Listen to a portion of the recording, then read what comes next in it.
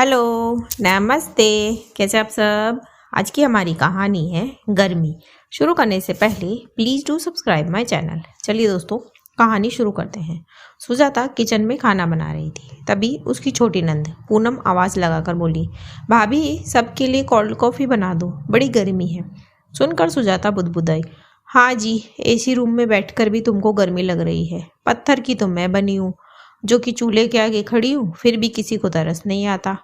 सुजाता की फैमिली में उसके पति देवेश और एक बेटा मयंक के साथ उसके सास ससुर मनोरमा जी और महेंद्र जी भी है।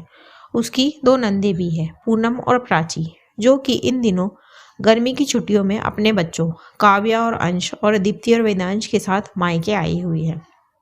अब उसकी दोनों नंदों के दो दो बच्चे हैं, तो उनके आने से सुजाता का काम बहुत बढ़ गया है। पर क्या कर सकते हैं, सुजाता के तो मम्मी पापा भी नहीं है जो वो अपने मायके में चली जाए। उसके मायके में बस उसके भाई भाभी है, तो इसीलिए सुजाता अपने मायके ज़्यादा दिन रुकती नहीं है। खैर, जैसे ही सुजाता कोल्ड कॉफ़ी बनाकर लेकर गई तो देखा बच्चे टीवी देख रहे थे, उसकी सास और प्राची बातें कर रहे थे और पूनम अपने पैरों पर नेल पॉलिश लगा रही थी।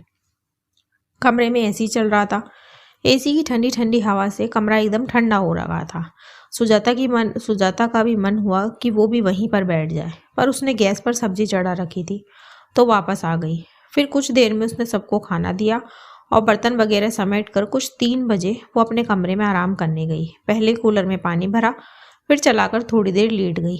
ऐसा नहीं है कि उसके कमरे में एसी नहीं है, एसी तो है, पर उसकी सास कहती है कि दोपहर में 2-2 एसी चलाने की ज़रूरत नहीं है।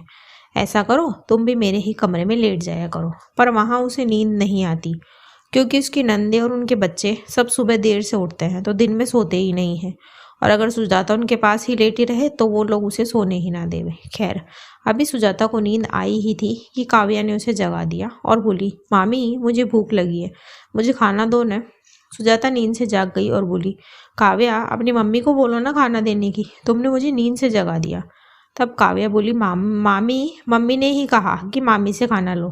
फिर सुजाता अनमने मन से उठी और काव्या को खाना देकर आई और आकर कमरे में लेट गई।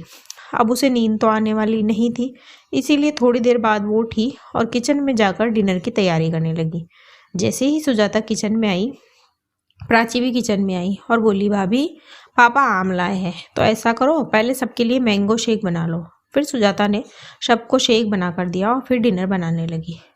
फिर कुछ देर के बाद मनोरमा जी की देवरानी यानी सुजाता की चाची सास कावेरी जी पूनम और प्राची से मिलने आई।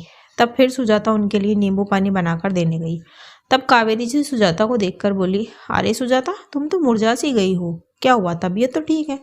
दरअसल पसीने से सुजाता का चेहरा भीगा हुआ था, बाल भी फैले हुए थे, तो इसीलिए कावेरी जी ने ऐसा कहा। तभी मनोरमा जी बोली, अरे इसे क्या हुआ है, ये तो रहती है ऐसे, जैसे बहुत काम है बेचारी पर। घर का ही तो काम करती है और वो भी बस 2 टाइम का खाना बनाती है। झाड़ू पोछे के लिए तो मेड आती है और कपड़े मशीन से धुलते हैं, फिर भी समय नहीं मिलता इसे। अरे काम तो हमारे समय में था, चूल्हे पर खाना बनता था, मसाले तक हाथ से पीसने पड़ते थे। आज तो हर काम के लिए मशीन है। फिर पूनम और प्राची भी बोली, और नहीं तो क्या चाची, घर का ही तो काम है, ये तो सब करते हैं, हम भी करते हैं अपने ससुराल में। फिर सुजाता कुड़ते हुए बोली, हाँ मम्मी जी, सही कह रहे हो आप, मैं काम करती कहाँ हूँ, मैं तो दिन भर एसी चलाकर बैठी रहती हूँ। और सही कहा आपने, आज काम कहाँ है। ये जो खाने के पहले बार बार कोल्ड कॉफ़ी, मैंगो शेक, नींबू पानी सब तो अपने आप बन जाता है, और फिर इनके बाद जो बर्तन होते हैं वो भी अपने आप धुल जाते हैं। इतनी गर्मी में चाची जी सब काम अपने आप हो जाते हैं, और मेरी सास नंद तो मुझे ज़रा भी काम नहीं करने देती। गैस के पास तो ये लोग खड़े होते हैं, नींद से उठकर भी मेरे बच्चे को खाना देते हैं। मेरा क्या है, मैं तो आराम करती रहती हूँ, फिर भी ऐसे बनकर रहती हूँ, क्या करूँ, आदत है ना मेरी। नहीं मम्मी जी, बोलकर सुजाता चली गई और तीनों माँ बेटी उसका मुंह देखती रह गई। फिर कावेरी जी प्राची और पूनम से बोली, बेटा तुम दोनों भी थोड़ी बहुत मदद करवाया करो अपनी भाभी की। सही बात है, ऐसे कोई अपने मन से थोड़ी रहता है, और गर्मी तो सभी को लगती है। दोस्तों, सुजाता ने सही किया या नहीं, इसी सवाल के साथ कहानी यहीं ख़त्म होती है। कहानी आपको कैसी लगी मुझे कमेंट बॉक्स में ज़रूर बताएं। ऐसी ही और कहानियाँ सुनने के लिए मेरे चैनल KNYK हिंदी कहानियाँ को सब्सक्राइब ज़रूर करें। थैंक यू सो मच दोस्तों, thanks for watching. Do like, share and subscribe my channel. Thank you so much.